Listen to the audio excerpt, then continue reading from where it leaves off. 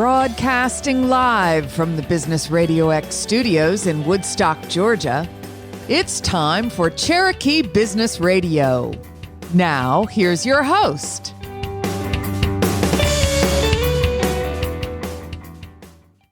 Welcome back to Cherokee Business Radio. I'm your host and professional EOS implementer, Joshua Kornitsky, and we've got a full studio today, three wonderful guests that I'm excited to get to. Before we get started, I just want to remind everybody that today's episode is brought to you in part by our community partner program, the Business Radio X Main Street Warriors, defending capitalism, promoting small business, and supporting our local community. For more information, go to mainstreetwarriors.org. And a special note of thanks to our title sponsor for the Cherokee chapter of Main Street Warriors, Diesel David Inc. Please go check them out at dieseldavid.com. Well, as I said, we got a full studio today, and I'm really excited to introduce my first guest, Robert Lee. Robert, before I go any further, I'm going to screw up the name of your company. So please tell me the name of your company. Lesix Agency. Lesix Agency. It's a marketing consultancy focused on real estate professionals.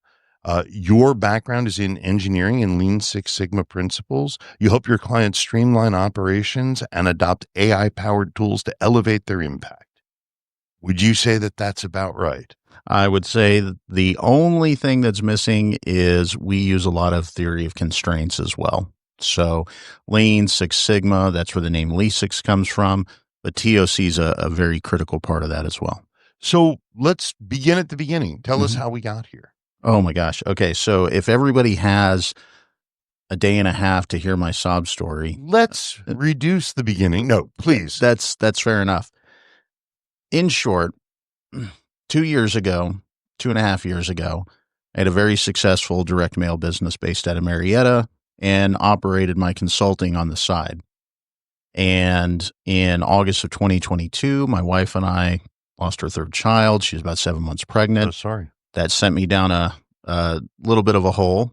And while I was out, I don't know if I was grieving or just kind of lost, but while I was out, the business continued to run, but I had a staff member that authorized some expenditures that were not exactly in the business's best interest. So I got back in and wasn't fully through that grieving process yet. I know nobody ever is, Sure. But got back in, made some changes, got everything aligned. And in February of 2023, my old man, the guy that raised us, my parents split when I was young. My dad taught me everything I know about how to treat people, how to show respect. I just get a phone call that he had a heart attack in a doctor's chair. Wow. And so I have these three instances of where life and business were colliding. And so I went through to write the book on how to destroy a $2 million business in 4 months. Right. And that's rough. I mean, I look at it and I say, I could have self-destructed through drugs and alcohol like a lot of people do, but thankfully I didn't. I just destroyed a business, and my wife and I have everything separated in terms of business structure. So I had to go through the bankruptcy process. And as I'm fat man crying in my room while my girls are at daycare and my wife is at work, I get a lot of sleep, which I hadn't had in years. Right. And I started to get some clarity by asking the question, why was I not set up to grieve the right way? Why was I not set up to understand how business impacted life and how life impacted business? And that was the beginning of the process of really launching the Lesix Agency as my core business. And through that process, found that there's a lot of real estate professionals out there that suffer through those same questions. And there was a great way for us to make money together, make memories together, go out there and just make the world a better place. That's an absolutely incredible story, to go from the lowest point I imagine you've been, and then to lose your dad, and then to rebuild on top of it. So thank you for sharing that. If you would share with us a little bit more about who and how you help with Lesix. Again, real estate professionals, brokers, individual agents, there's realtor associations that are really having a tough time right now with a lot of the industry changes around NAR. in real estate schools. Like, believe it or not, there's a huge cottage industry of real estate educators Right. that have to provide the educational services to this professionally regulated industry.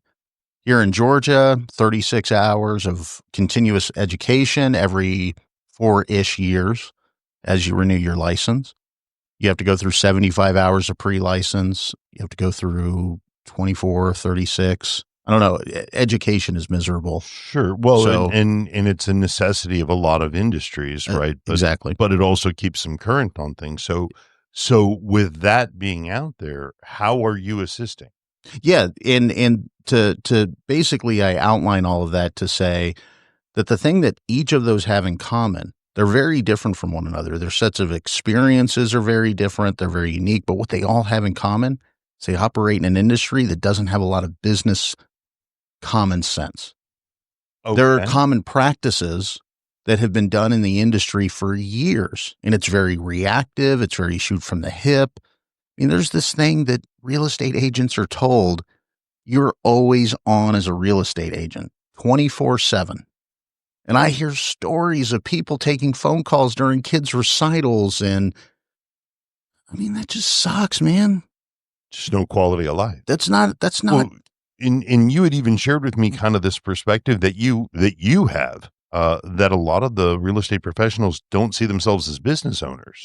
and that's it, right? They're taught to be reactive to everything because in many cases, these people are making a transition into the industry from another one. A lot of veterans choose real estate, but think about it. You go from being in a very structured environment, Right. where you're told what to do, you respect a chain of command, into an industry where you're not an employee of anybody. I mean, most agents come into the industry not understanding that they are a business of one. Right. They don't work for their brokerage. They're not employees. They have to pay all of their taxes. They have to handle all of their HR issues, hire their vendors, all of that. Now, a brokerage will help out with that. But they don't get that experience of business education while they're getting their license. They're taught in these real estate schools from the start how to pass a test. And so what happens is you have this vicious cycle where brokers who should be providing that business education never got it themselves. So it's just this continuous years-long reinvestment in the idea that you have to go out and just do it. As opposed to, again, common sense and common practice are not the same thing in this industry. And that's not anybody's fault. It just means that the industry has to be approached differently. You have to start asking the questions of why is it so miserable to take calls at 10 a.m. or not 10 a.m. It's not miserable to take a call at 10 a.m., 10 p.m. Less so. Because you have a client that's freaking out, as opposed to approaching it from the perspective of how can I set up my business to prevent 10 p.m. calls? How can I set up my business to prevent these problems that we know are going to exist from ever happening? So at a high level, explain to us how do you do that? How do you help them shift their mindset and their understanding? So what types of tools are you able to introduce? What type of approaches do you share in order to make that quality of life difference? Pretty simple. First thing we do, we start introducing clarity and clear thinking into their business. Start asking by questions, what's the goal? What are the necessary requirements? What assumptions are you making about how to meet that goal? And then start teaching them from that foundational question, what's the goal, on how to align everything they're doing with their particular business and personal goal. And teaching them that it is okay to not do things that do not help you meet the goal, that do not fall within the parameters of those sets of necessary requirements. Because honestly, like 60, 70% of the crap that people do in real estate don't align with a well-defined goal. And imagine just being able to just kind of let it go like the rock in curling, right? You watch curling and you see these guys just slide across the ice and they just let go of the rock and it just goes. You just want them to let go of those things they're doing that don't align with the goal. So once you introduce that clarity of thinking, that clear thinking process, get them used to saying, I'm not doing that and I am doing this, and educate them on that. Then we can start to use AI and the strengths of AI to actually create AI employees, repeatable, predictable, consistent processes that the real estate professional, in whatever context they're in, can pull off the shelf and use when they need it and put it back when they don't. So thank you. Now I think is that, I think the term is agentic AI. Is that the... And this is part of the conversation that we have with folks, is that agentic AI, there's a lot of confusion about what that term really means. Most people begin with the question, how can we use AI, as opposed to how do we understand our business? Now, when you get to the question of understanding your business, then you can start to view AI in a variety of different ways. And we kind of look at it in 3 different levels. Okay. AI employees are documented processes that don't run on their own unless you tell it to start, right? And you can do that in ChatGPT. We use a lot of Claude. But basically, these processes don't execute themselves. You have to start it, and it has a very well-defined set of training and parameters. Do A, do B, do C, stop. Correct, right? Underneath that is automation, which is not artificial intelligence, but it's kind of the basis, right? I mean, it's if A happens, then B follows. If B follows, then C, D, and E follow, so on and so forth. Your automations can be defined by your AI employees. Okay. Right. And then you have agentic AI, which is more autonomous. And these are things like Manus and these automated phone call systems that answer phone calls. You can actually use your AI employees to train your agentic AI to answer the phone in a certain way, collect certain information.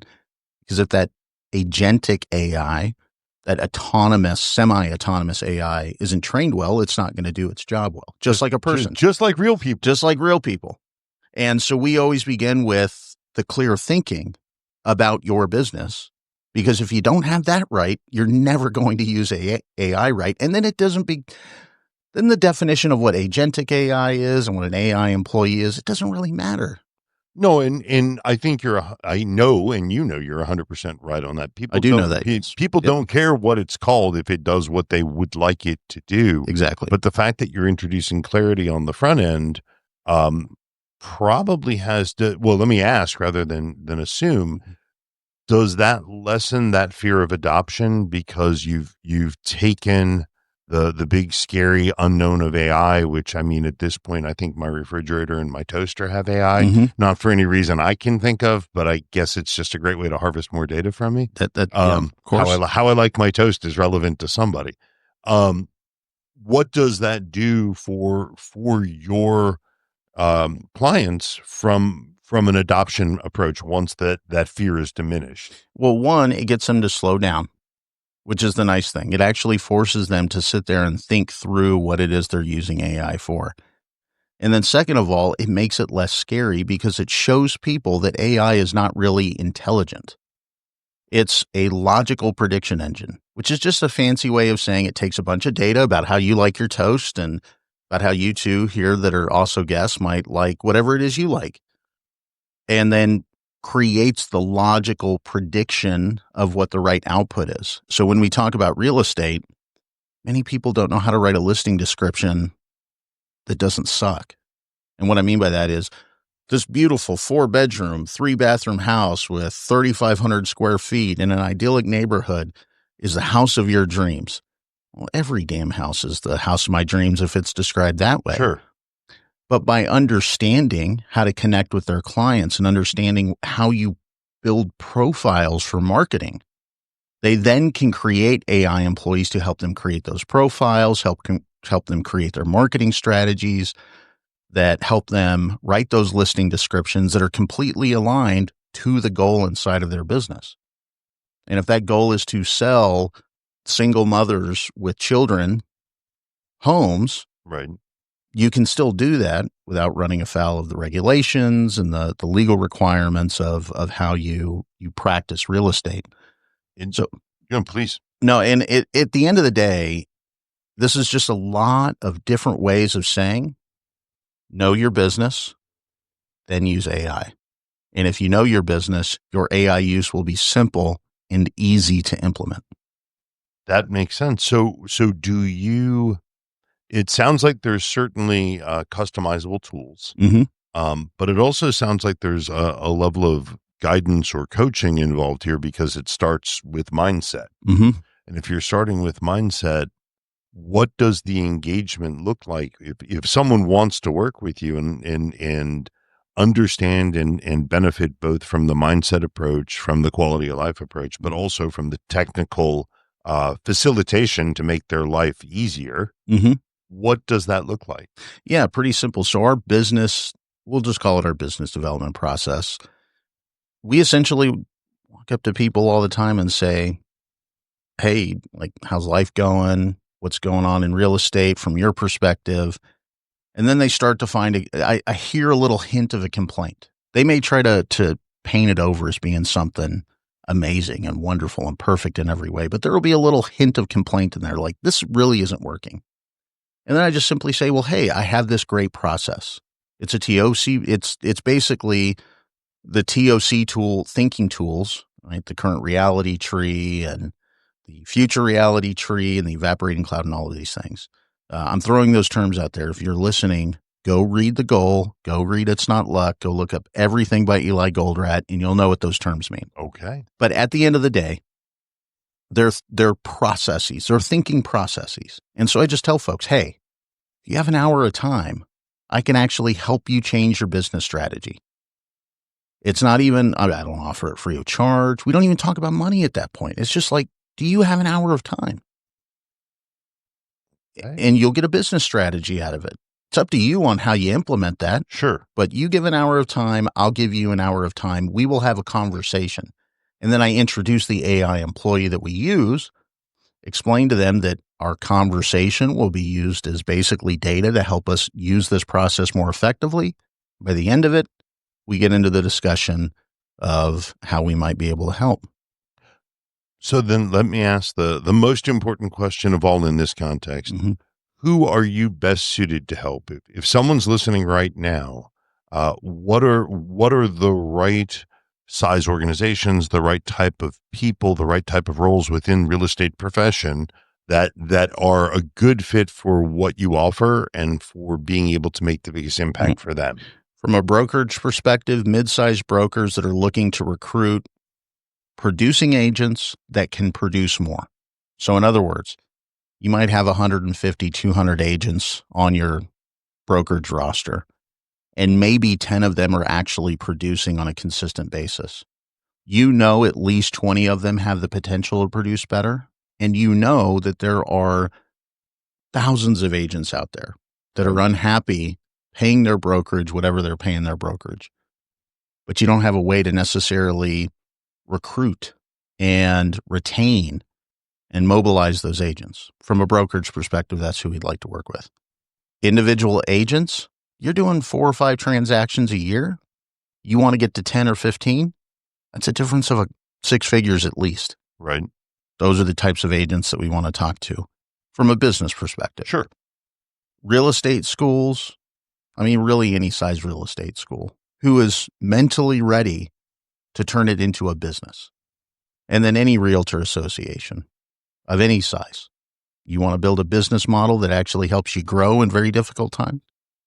Those are the types of folks we want to speak with from a business perspective. Now, from a personal perspective, my personal goal is that I have to be a happy present father in the lives of my wife and children. I have 2 necessary requirements for that. I have to be home, pick up my girl off the bus, get dragged to Disney World 4 times a year because my wife and girls love it. I was there last week. Oh, I was there last week too. You know how it was like walking into the sun with humidity of 100%. It was miserable. Yep. But that means being a present father, which I didn't have the opportunity to do beforehand. The other necessary requirement to be happy, I'm an extrovert. I love to talk. I love to problem solve. It means I have to be around people. So from a personal goal perspective that aligns with business, I'll talk to anybody involved in any size organization that really meets some standard of they want to grow their business, they want to improve processes, and they want to make more money in less time. I will have a conversation with any of those businesses. For some reason, I got hooked up with nonprofits lately that are wondering how to write better grant proposals. Can't tell you how to do it other than the fact that I had breakfast with a longtime friend who was involved in a nonprofit. I've been dealing with roofing companies the past couple of years, right? Okay. I mean, so across the spectrum. It is, right? Because good business, common sense, and common practice are not often the same thing in small businesses. Fair enough. So what's the best way for people to reach you? rob.lesix.com will give you access to my personal socials, which you'll see all kinds of sage advice and wisdom on. It will give you access to the Lesix Agency's socials and website, which has all kinds of sage advice about real estate specifically. Has a way to download our ultimate guide to AI employees, which is basically a Google Doc and an ebook that is designed to give you access to the core of our knowledge about how we build processes from an AI perspective, and a way to just schedule some time with me. Perfect. And we will also share that link or links when we publish and go live. I hope you have time to hang out, Robert. I've got a few more folks here to talk to. I can't wait to introduce you to. 100%. Thank you again, Robert Lee, founder of Lesix Agency. We'll come back to you real fast when we close out, but I appreciate your time. I appreciate you sharing your knowledge and your wisdom. Look, it is a privilege because it is part of my goal to spend time around people that love to talk and love to listen. So really, I owe you the thanks here because you're making my day awesome. It's our pleasure. I appreciate it. So my next guest is someone that I met recently, but we have just hit it off in a great professional sense. I'd like to introduce Tiana Neal. She's the founder of Transcenders Consulting Group, a consulting firm specializing in human capital management with an expertise across payroll, tax, HR benefits, project management, and system implementation. Tiana is an HR leader, also a podcast host who probably doesn't get company names wrong like I do, and a connector with really a strong passion for rehumanizing the workplace conversations. She bridges the strategy and empathy, helping organizations see people beyond the policies. Welcome to the show, Tiana. Thank you. Thank you, Josh. Really excited to be here. I'm really happy to have you here. You and I had some great conversations when we first met, sort of about the HR universe, and I really thought you had a refreshing perspective on it. So let me start by asking what kind of brought you into the world of HR? Yeah, absolutely.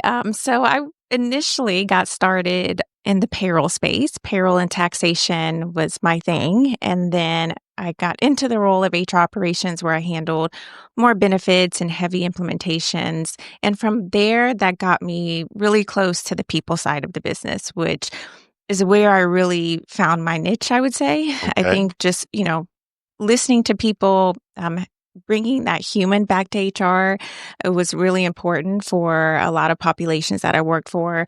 Sometimes when you get into the day-to-day, companies can miss that. They can miss that, like, your people are the most important. And so once I became more personable and built proper relationships with, my employees around the office, that was really where I realized I was a great fit and could add really good value. And then not to mention, I had really good system experience on the HR tech side, and I love to untangle the web of a lot of things. So there I was, just found my match. Well, and I'm going to ask you about your spaghetti bowl concept here in just a minute.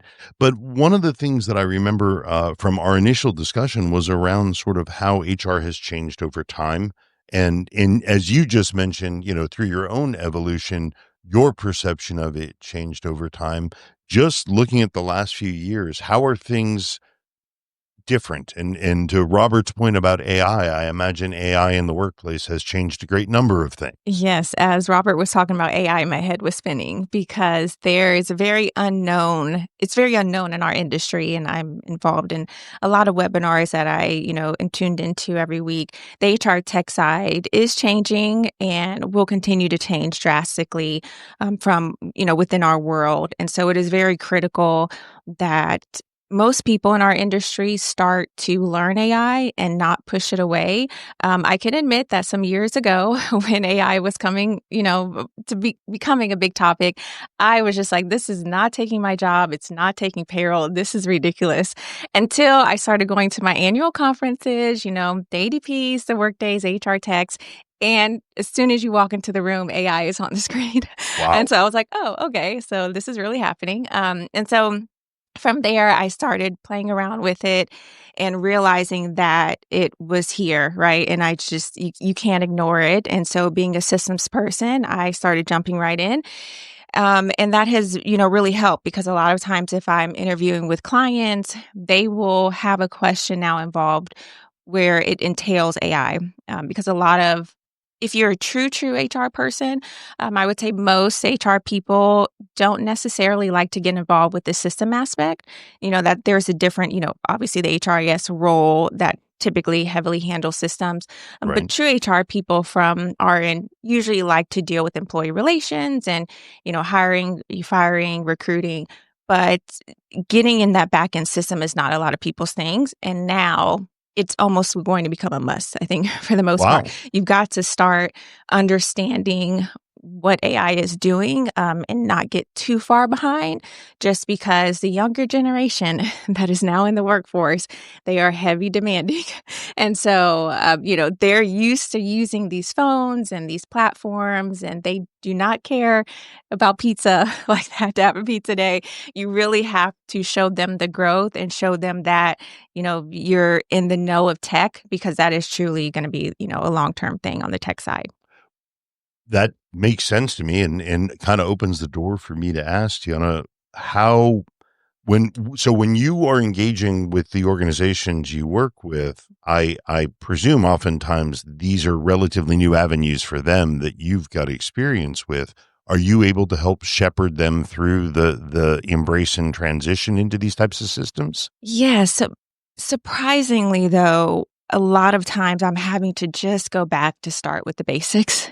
And even though that seems kind of odd, a lot of companies, just for the basics, need to get the right people, not only on the bus, but also in the right role, right? So it could be a perfect person for your company, but if they're in the wrong role, it's not going to be good for your population. And a lot of times executives will typically overlook HR, especially payroll. Starting off in payroll, I always say payroll is like the redheaded stepchild, which is very odd because, we process the bacon for everybody.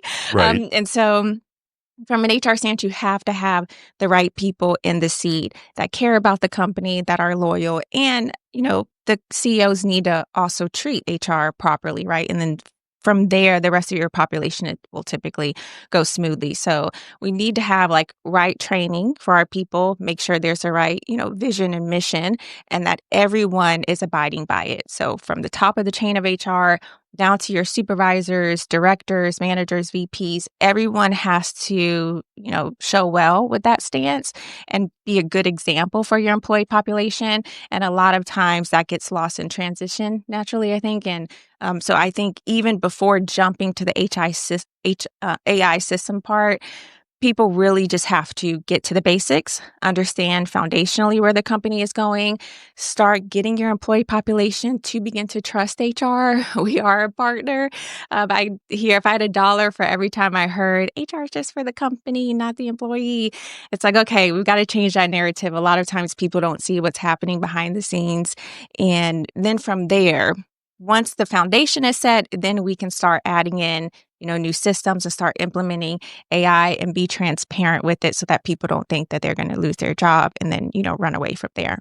Well, and so you touched on this briefly, but it really was the foundation of what you were sharing, that there's a lot of misconceptions, particularly at not just employees thinking that HR is just protecting the company, but backing it up to the higher level at the leadership team level.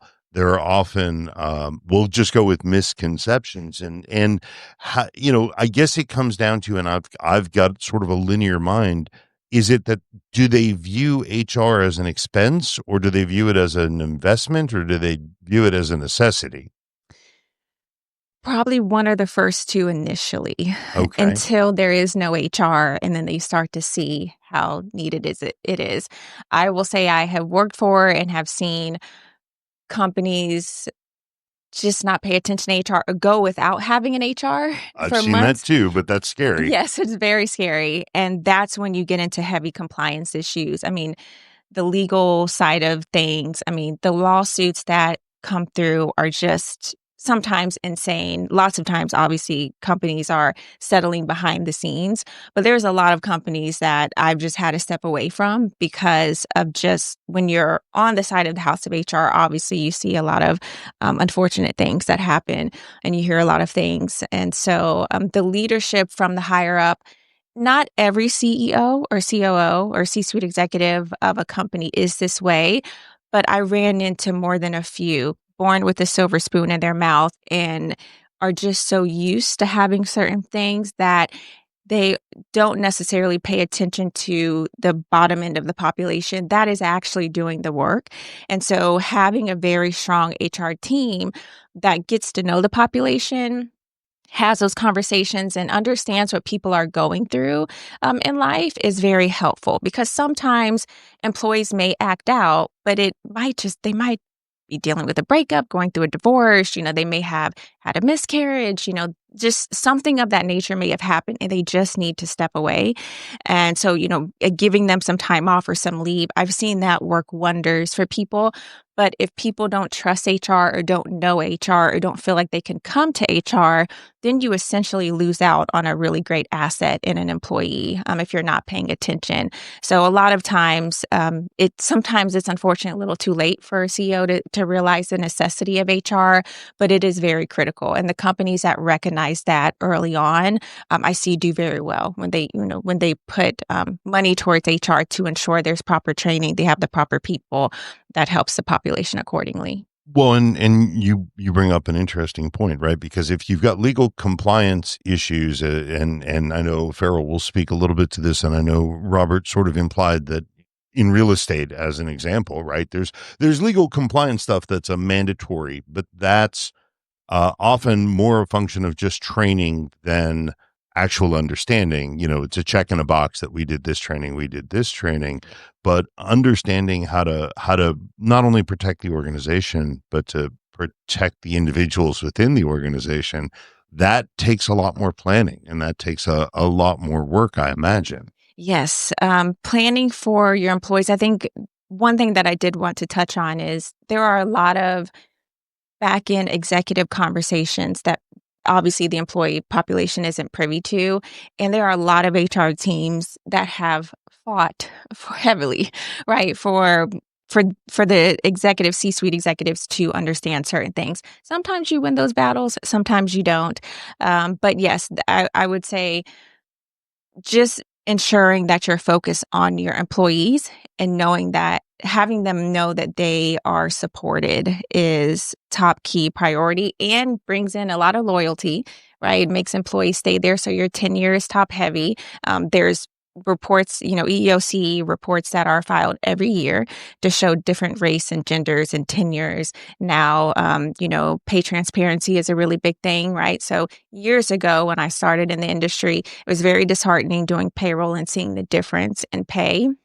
And so the fact that, many people fought to kind of get that transparency out there is really critical and definitely helps ensure that companies are having to be mindful of that, right? You can no longer get away from having, someone in the same seat doing the same role, one making 100,000, one making 50,000, right? Like you've got to stay within range. So all of that is very critical. And I think that the fact that you're helping clients understand that, and again, it's not, and I choose my words carefully, it's ultimately about protecting the organization from harm, because ethically, morally, I'm not even touching those arguments.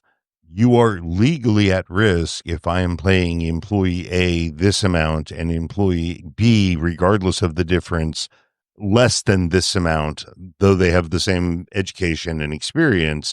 I put the company at risk. Yeah. And ultimately the C-suite's role is to keep the company safe and profitable. Correct. And I would also say this. I mean, there's many companies still skating by. I mean, there's some, even a recent, client of mine that is in some heavy taxation issues. Their VP stepped in to hold the project. Sometimes they just don't see the risk too much, Sure. I mean, the entire HR team was fighting to get things pushed through. Myself and, my consultants, we were ready to get things pushed through.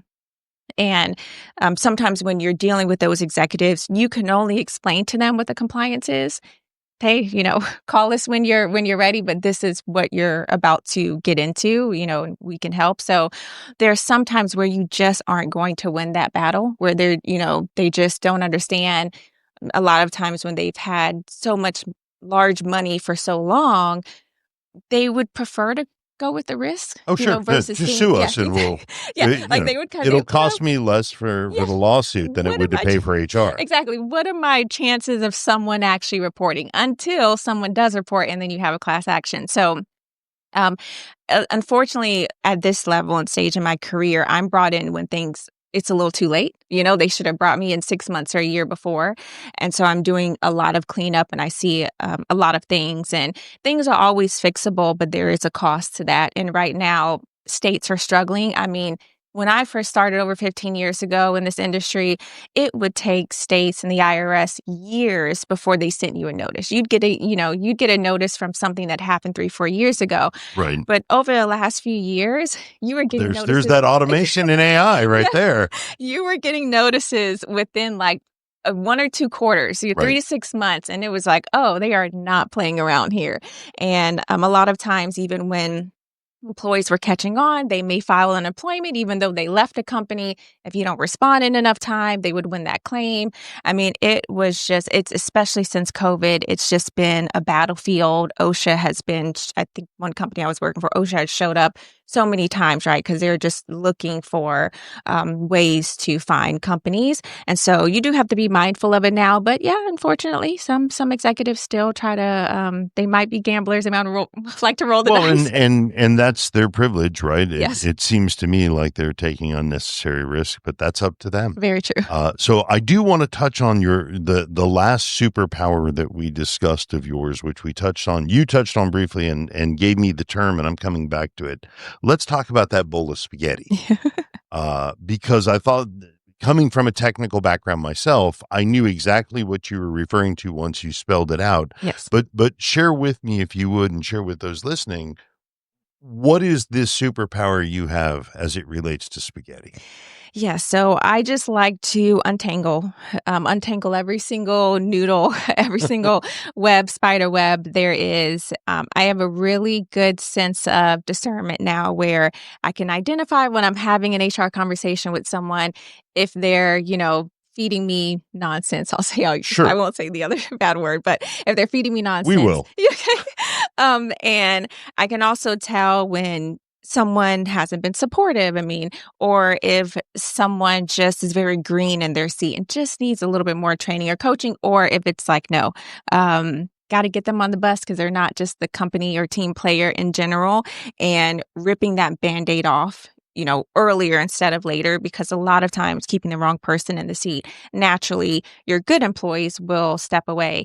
So from there, getting back to the people aspect, setting the foundation. But then when you're digging into the system aspect, once you have the right people in place, cleaning up, going through automation. We're about to approach 2026, right? So it's literally unfathomable to me how many companies are still doing things on manual paperwork, and just getting that to be automated to make the hiring process more seamless for employees, and making sure that everyone is trained, but also accommodating your employees who aren't used to using technology. Sure. That's still a big thing in the workforce now, and just making sure that outside of sending one-pagers or PowerPoint, or having one, basic quick training call, really make sure you are hand-holding those employees that need that support so that they feel comfortable, and allowing them to reach out to you whenever they need something. And then from there, just sticking to the process. There's very rarely, naturally, where you might have to accommodate a higher-end C-suite executive. Sometimes that happens. But, you've got to at least have 95% of the process on board and have everybody participate in it just to make sure things are flowing smoothly. And then your HR payroll process can go really smooth. Of Sure. course, there's those day-to-day fires that come up that are unexpected, but sometimes it just doesn't have to be that hard. And a lot of times with AI coming in place too, there's so many laws, especially if you're multi-state, there's so many different laws that are changing from not only the federal, state, but then also the locals of certain states, minimum wage requirements, and you just constantly have to keep up with those day to day. So a lot of times, instead of having to deal with just basic cleanup, once your system is running smoothly, then you can really focus on the legal aspects of things and just making sure the company is staying on top of compliance. And then from there, you can look like a scholar in your job. Well, and all of that to say, as you started with, right, that there's these disparate systems, there's these disparate processes. And I think the fact that you're willing to unwind that bowl of spaghetti and have the skills and the experience to do so really speaks to the fact that I know from the other side and the types of clients that I work with, often they don't know a resource like you exists, right? They think that, well, we created this mess. We'll just have to spend a bunch of time and money to sort it out. But now knowing that there's someone that they can reach to that not only will help keep them current, but also help them untangle and make sense of the mess, seems like that's a pretty valuable thing to put out there. Yes, very good. And I will say, unpopular opinion, I like my spaghetti with a little bit of sugar on it. So, so I think from my end, even in my work function too from consulting, I'm strong and majestic as well. So I think, at this point I'm knowledgeable, but I think just bringing the true authentic and realness and not coming across condescending in a way Sure. when you're coaching people goes a long way. So I like to, follow suit with that as well, and just continuing to get myself out there so people know that I do exist. I think, how Josh and I met was at a networking event, and I'm typically a behind the scenes systems person, but since I've started my business and been doing podcasting, it's been very helpful that people know that I am there and that I can provide support. And sometimes I just take a call and do some advisory one-off without charging naturally. And sometimes that leads into business, but I think just even if it doesn't, just helping people in general, what Rob was kind of alluding to earlier, is just being an added asset to people so that, they can always remember your name. I think in general, outside of whether or not that turns into business, people still remember you and know you and will continue to follow you and look to you as an inspiration. And that's what I'm mostly getting out of my experience now, which has been very helpful and very welcoming for me to kind of just keep going. That's fantastic. Well, if people want to get their spaghetti untangled or get help with some process or get a better understanding of why HR really is the difference maker in not just the organization, but in the culture of the organization. Sure. What's the best way for folks to get a hold of you? Yeah, so my LinkedIn page is, I would say, first off, I'm Tiana, Tiana, and last name is Neal, N as in Nancy, EAL. But then my direct email is first name Tiana, Tiana, and then it's at transcenderscg.com, transcenderscg.com.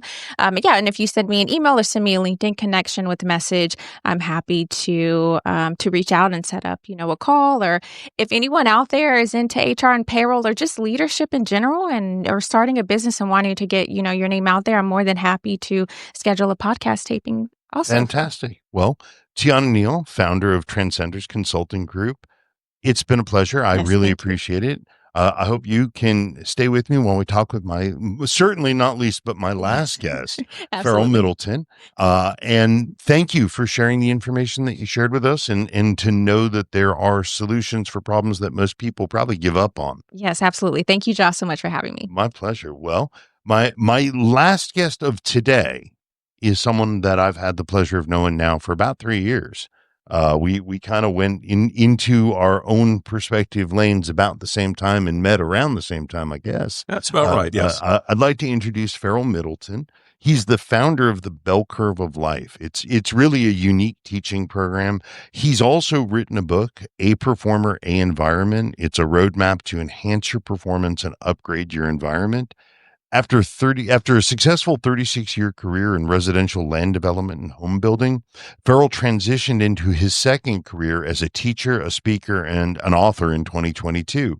His mission and focus are to cultivate A-level performers and A-level environments to drive personal growth and business health. If both can be achieved, success will follow and failure will be rare. Now, Farrell, I know you're a Georgia Tech graduate with honors, and I know that you have decades of leadership experience in really every session of your life. Tell us how you got here. All right. Well, first of all, thank you very much for having me, and I've thoroughly enjoyed my other guests here today. Me too. I have learned a lot so far, so thank you very much. So with me, I'm a lifelong Georgian, grew up in Savannah, moved to Atlanta in 1982, went to Georgia Tech. As you mentioned, I graduated from honors, degree in building construction, married my high school sweetheart. Her name is Kathy. We married in 1986, and we have 2 adult daughters that live here in the Atlanta area, and we are first-time grandparents. Congratulations. Wonderful stage of life. It's everything everybody said it would be. So very glad for that. My professional career started in 1986, and I got into land development and home building immediately. Got a degree in building construction from Georgia Tech. So I'm one of those that used my degree day one of my career. Wow. And I spent 36 years. I was a manager of other people at the age of 22. And I held high-level positions for most of my career, and I have touched about 10,000 houses in some form or fashion in my professional career. I was a high-volume guy. That's insane. Lots of numbers. Yeah, a lot of numbers. Wow. So 36 years? Yes, 36 years in the industry. Yes. What on earth made you want, when you were done, when you said, that's it, that's house number 10,000, I am done. What on earth made you want to continue on in this capacity? And I want to give you particular props because I'm a teacher and facilitator of EOS. I didn't create EOS. I just know it and have lived it. Mm-hmm. You created your own coaching program. That is exponentially harder. It was a bit of a challenge, yes. So to answer your question, I'm 61 years old. I've got a lot of years left professionally. I just decided I wanted to provide a different type of service to society. From a way to say it. And I've always wanted to be a teacher of sorts in my second career. It's been a lifelong desire.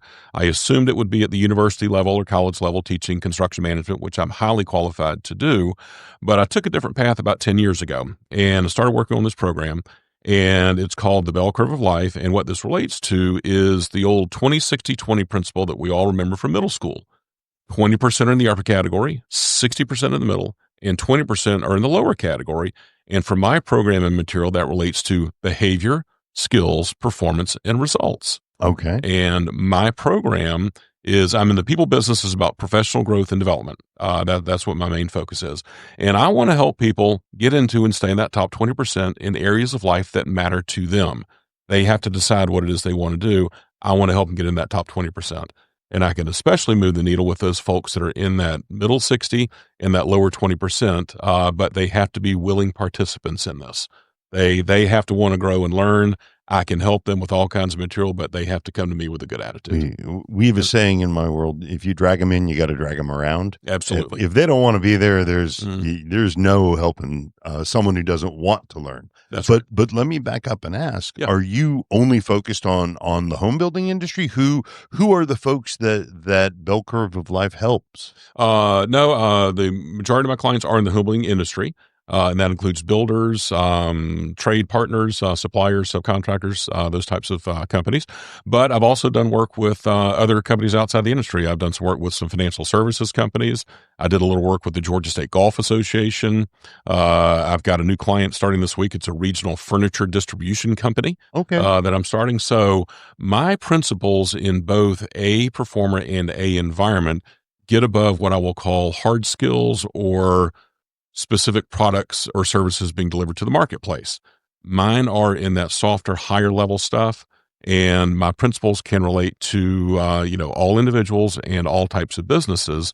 So I guess the word for it is agnostic. That just sounds like such a negative word, but that's the word to use for it. But it means you're vertical independent. I like that. Yeah, there we go. There we go. So so can you? And I freely admit I haven't received your book, but I have not yet finished it. Fair enough. Share some, if you would, share one or two of the main guiding principles so that people understand what exactly it is you're trying to help folks move the needle on. Okay, excellent. We'll start with A Performer. I've got 11 chapters on A Performer, and the first chapter in the book is on attitude. And attitude is the aspect or facet in life that has the most influence over your success and happiness. Other people and circumstances can influence it. They can never control it. That's up to the individual. And positive attitudes are contagious, as are negative attitudes. So which one do you want to be? So attitude is a huge part of my program. In my A environment material, I've got 7 main components of an A environment. I've got 12 chapters overall. I'll get into some secondary type things, but my number one component of an A environment is vision. And this can be vision, mission, purpose, slogan, that type of thing. And I like to start with this. Without vision, leadership, and direction, you will end up somewhere, but you don't know where it will be, and you won't know when you get there. And so what I advise my clients to do is, when we do talk about this as the number one topic when I engage with them, is I like them to develop a 12 to 15 word vision or mission statement that can just roll off their tongue. For example, mine is to cultivate A-level performers in A-level environments to drive personal growth and organizational health.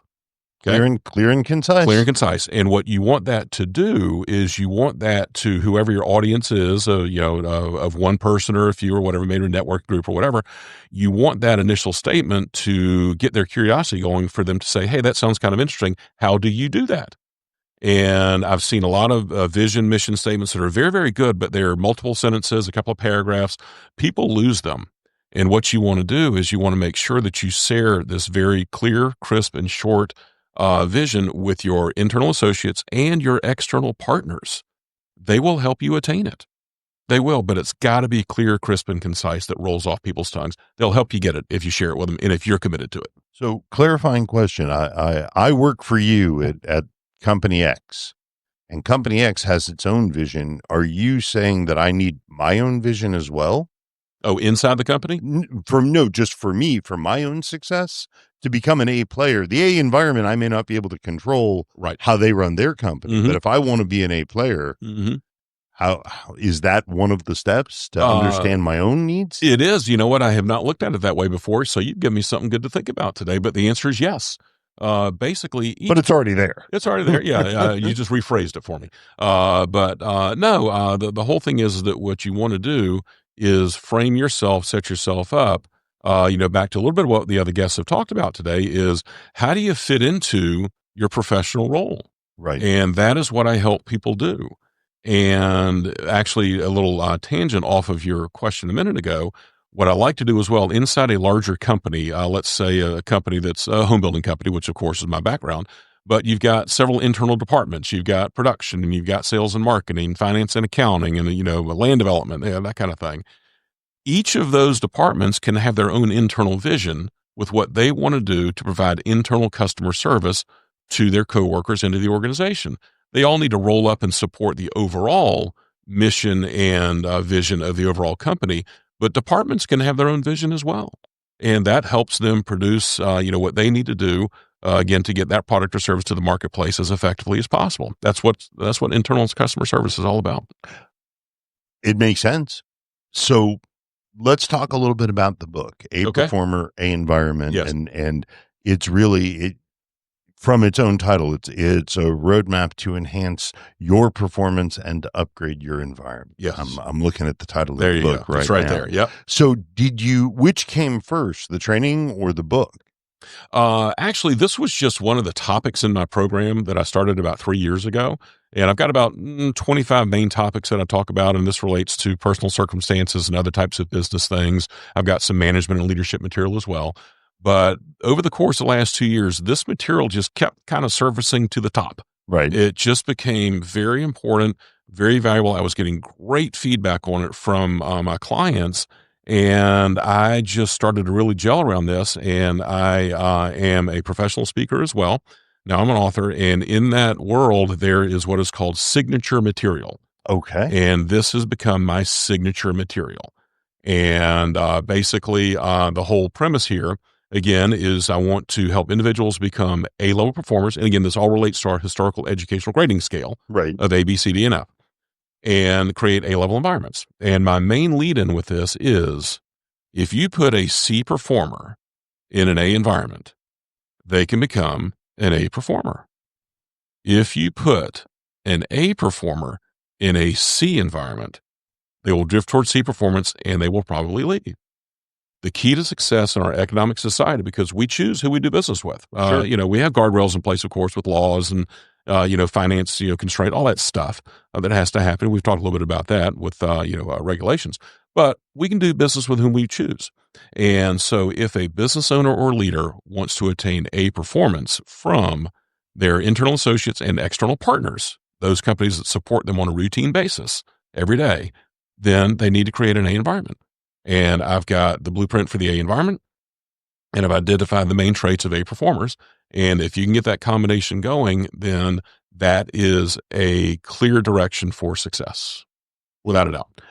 It sounds like it's a pretty clear plan. And as we've talked about twice already today, if you've got a clear plan, you stand a much better chance of getting where you're going. Yeah. So one thing real quick on that, if I might. Please. Basically, my concepts, I haven't created anything new. Okay. I've just assembled it in a really good format.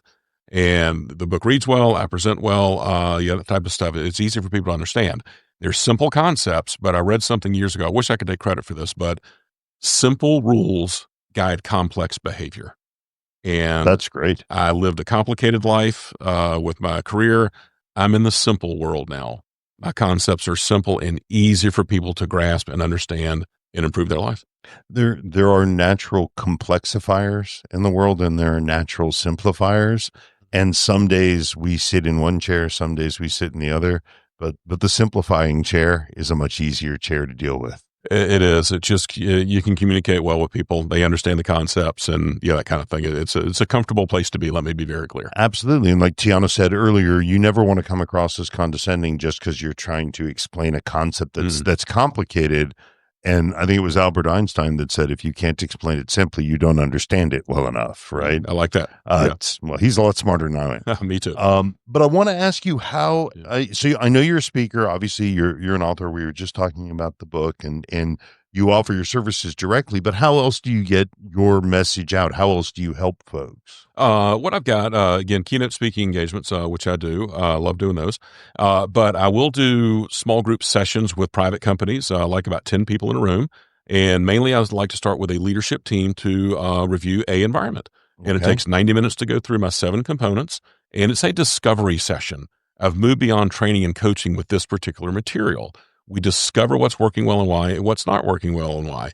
And gee whiz, let's focus on the stuff that's not working well and why once we discover it. So that would be the next stage of this. And so that's how I like to engage to start with. And then with my A performer, this material can relate to any level of authority or management or activity, whatever the case may be. These principles relate to everybody. And so a key here is engaging with the clients and customers to expose them to these concepts, again, in a discovery method. And the beauty of this is every company and every individual will have different takeaways from the material because they are their own, their own people at that point in time. This is a snapshot, basically, of where you are at this point in time. And my goal and desire is to help people discover areas that can move the needle for them. And engaging with me in these sessions is everybody will walk away with something they can do better that day. That's awesome. That day. And that's a surprisingly short window because most of the things that we teach just in general take time and application. Yeah. So just if you'd be willing to share without names, can you share a success, someone or an organization that you've worked with that you saw the light go on? Oh, absolutely. There's one young man that I work for. He's a building material supply salesman. Okay. A good friend of mine, and he had just got into managing other people. So we went through my management material. He's in his mid-30s. He's never managed other people before. Okay. And he's done that. So we spent time on my management material, and then we did a performer, A environment with his 6-person team. Okay. And the light bulbs were just going off around the table. That's awesome. With what we did. So started with him individually to get him ready and prepared to manage these folks. And then we brought the other folks in as well and had a great group session. And they have made tremendous strides in their work as a group. So very, very, very satisfying. And the best part is that they get to feel and see that. It's not just you being able to appreciate it, but they get to see and feel Absolutely. it. Yes, they do. They saw the results. So couple of questions. Yes. Number one, if I want to get a hold of the book, how do I get the book? The book is in all the places it should be. Okay. So we'll have the Amazon link then. Amazon, Barnes & Noble. It's on Kindle, of course, and the audio version is on Audible. And yes, I narrated the book. So it's out there as well. So it's in all the right places. You've got pleasing dulcet tones. I've been told that. There you go. I've got a career in radio. Somebody's told me that, but I'm 61. I better hurry up. Well, so that's actually my next question is which has been more fun, all those years in home building or sharing the knowledge? Well, let's say I had a very good career. Let me put it that way. 36 years. Well, I didn't say which was good. I said which is more fun. Yeah. Oh, this is a whole lot more fun. Are you kidding? This is a lot more fun. I did have fun building houses every once in a while, but it's it's got its challenges. But no, this has been a lot of fun for me.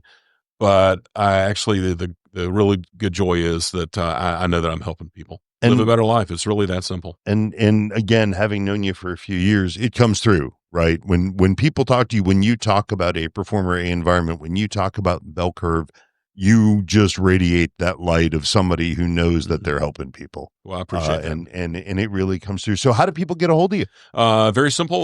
My website is thebellcurveoflife.com. Very easy. I'm on LinkedIn as well under Farrell Middleton and the Bell Curve of Life. Got a good LinkedIn presence. And my cell phone number, I gave it out to my homeowners. 678-618-2024 is my cell phone number. Fantastic. And, so that's how people can get in touch with me. I'm here in the Atlanta area. But again, my stuff, I can do virtual sessions and things of that nature. So it doesn't have to be here locally in Atlanta, but I like in person, but virtual. The world works in different ways these days. It does. It does. And the fact that you're willing to embrace that in and of itself is knowledge and acceptance of the fact that the universe keeps rolling, whether we're in it or not. That's right. Like I said, I'm 61 years old, and I've got to conform to the world as well. So, okay.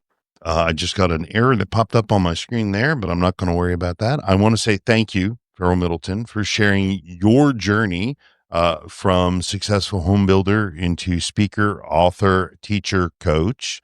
I want to say thank you to Tiana Neal, whose bowl of spaghetti will stay with me forever. But reality being is knowing that there are people that can help organizations untangle the messes that they kind of grew into is a huge, huge thing. And then first but not last, Robert Lee, I think that you've shed a very different perspective on why people don't need to be necessarily fearful of AI, that it's a tool to serve, but it starts with getting yourself organized and understood to what your goals are.